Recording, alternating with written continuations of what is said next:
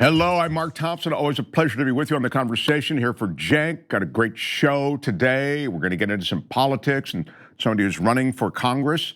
And then we're going to feature a couple of people from a documentary that is revealing, and Francesca will have that conversation for you in the second half of the show. Let's go right to Texas. Donna Imam. Donna Imam, you are running in what? It's a 31st district, but tell us where that is geographically in this immense place of Texas. Yeah, so most of your viewers probably know that Texas is super gerrymandered. So they took Austin and they sliced it into 6 pieces, and then they appended it with all these rural areas. So my piece of Austin is called Northwest Austin, and then it has the suburbs, so Cedar Park, Round Rock, Leander, Georgetown, and then it goes all the way north up to Killeen and Temple. And Killeen has the largest armored vehicle military base in the entire country. So that's my entire district. Wow, that's an interesting brag, isn't it? Yeah. So tell me how progressive politics plays in that part of the world. You know, Austin you think of as the progressive city or more progressive place in Texas, but Texas, of course, itself you don't think of as necessarily that progressive. How does progressive politics play there? Yeah, so most people, when they think of Texas, they think, it's red. But the challenge here is that the demographics of Texas has changed significantly. So I'll give you an example. Austin used to be a sleepy little college town with UT of Austin in here. But what happened over the last 5 to 6 years is it's grown into a big city. And that's forced people into the suburbs of Austin. We've grown so much that this district, just in the last election cycle from the end of 2018, has had a gain of 50,000 new residents in just one of the 2 counties. So when we talk about politics, yes, Austin is definitely a blue sea, but remember it's completely gerrymandered, so it dilutes the vote so that it looks very, very red. The way we talk about, one thing that people need to understand is that if you look at Texas as a whole, there are more uninsured people and underinsured people in Texas than anywhere in the entire country.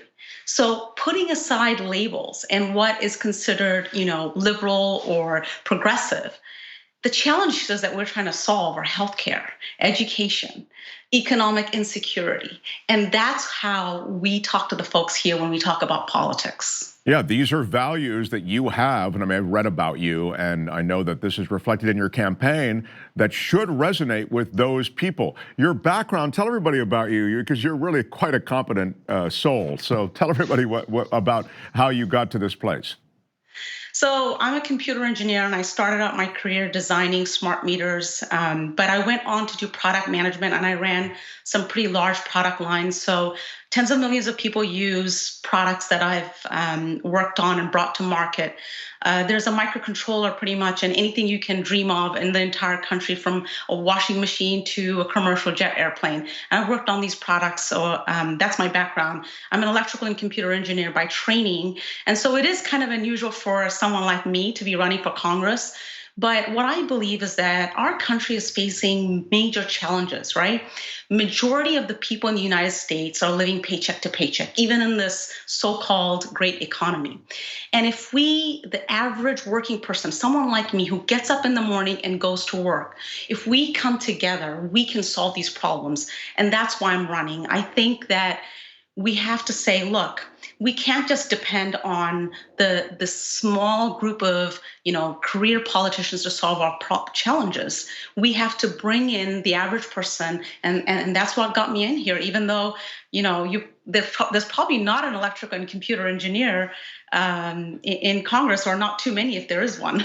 No, I mean certainly you'd be someone who would understand issues in a way that no one else on Capitol Hill understands them. So what you're talking about and your message seems so solid. And I suppose, I mean, I'm not putting words in your mouth, but I suppose many of these skills that you've also mentioned do apply to sort of following through in terms of getting systems, even political systems in place that would address these issues. Absolutely. If you look at our healthcare challenge, right, one of the things that we don't talk about a lot in the national news is that our country doesn't actually have enough medical professionals. We have a huge lack of primary care physicians, nurses, PAs, nurse practitioners, etc. Solving healthcare is a scaling problem. Sure, we want single payer healthcare. We want Medicare for all. I'm absolutely on board with that. But to cover the 80 million people today who are not going to a doctor because they can't afford that deductible. They don't want to pay that $150, $200, $300 even to go see their primary care physicians when they get the sniffles. In order to cover them, we have to scale both the infrastructure and we need to put more healthcare professionals into the system. This is an engineering scaling problem, and we need these skill sets in Congress today. If you look at education, we have too many people in this country that are debt-ridden in a way that they can never get out of debt. They have debt bigger in some cases than mortgages, educational debt. If you think about it logically, technology should lower the cost of education to nothing. Yet, the cost of education has skyrocketed. So we need to bring in people who understand how we can use technology to better people, to better people's lives. Because the whole point of having these corporations and innovation and research is to make our lives better. And that's the angle that I think someone like me with my expertise, both not just in technology, but also in financial, like I did all of the financial planning for some of the biggest $37 billion product line. We need to bring in someone who has the financial breadth and the technological depth that can address these political challenges. And the way I talk to it about with my voters is this. Look, if you went into a restaurant and your food order didn't come out right, or if you bought a product that didn't work, we don't put up with that. We say, hey, that needs to be fixed. I paid for that. But most of us are giving away the biggest chunk of our income in taxes to our government. And we just walk away and say, hey, we can't trust you to do the work right. So, oh well, we need to start asking our government for excellence, for performing not just with the services that they provide, but excellence in the way that they execute on the efficiency of the dollars that we give them. And I think that's where someone like me can bring in a total difference in the way we look at government. And the last thing I'll say is this. The way the engineering mind works is this. We look at large scale problems and we don't say, look, the system doesn't really account for this. It doesn't help to solve this. We say, how do we work around the system? How do we create a new system to solve this problem? And I think those are the ways we need to be talking about public policy and our government. Wow, that's just the best pitch. I can't imagine that doesn't resonate. You have this terrifically weird, as you suggest, gerrymandered district. And so you have people who are doing well, I think, in the economy, but you also have people who are barely making it by. They're making $10 an hour or whatever it is, and they're really having trouble paycheck to paycheck. How do you make that message? First of all, I would think that message would resonate with everyone, but I'm sure there are parts of this district that you want to represent that in which it resonates, I should say, better than others. It actually, if you talk to the person in terms of the challenges that they face, it resonates everywhere. And I'll give you an example. For example, we have two major counties in my district, Williamson County and Bell County. And Williamson County has a lot of high earners because Northwest Austin and North Austin has big companies like Apple and Amazon, and they have a lot of high wage jobs. But for every single person that has a six-figure salary in their household or their income or household income is six-figure, there are three people that are really low wage, under $30,000 supporting that person. And those folks are really struggling.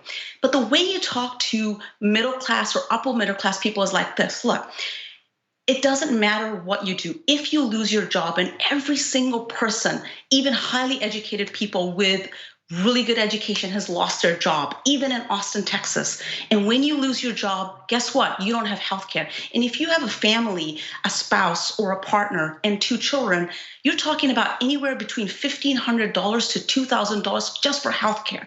So you talk to those six-figure families and you say, hey, Medicare for all could actually solve this challenge. And they say, you know what?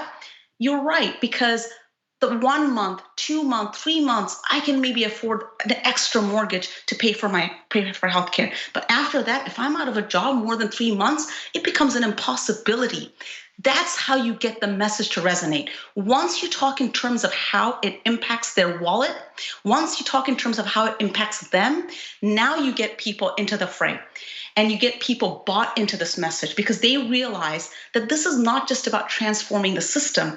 It's also about saving every single person. It doesn't matter where you are in the economy, cost. And if we don't address the cost of healthcare, we don't solve these problems for anybody.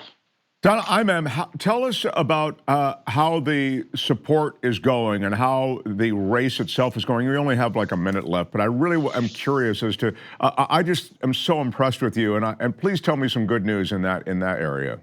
Well, the good news is that our campaign has knocked on more doors than all the other campaigns in the primary together.